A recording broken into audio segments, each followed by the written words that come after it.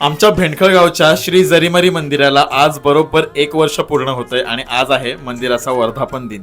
त्यानिमित्ताने काय काय घडलं ते बघूया. पहाटे लवकर उठून मी आणि मीत गेलो मंदिरामध्ये. मीतनी मस्त देवीची तयारी केली आणि हा संपूर्ण व्लॉग मी आपल्या दीपेश भोईर या युट्यूब चॅनलला अपलोड केलाय.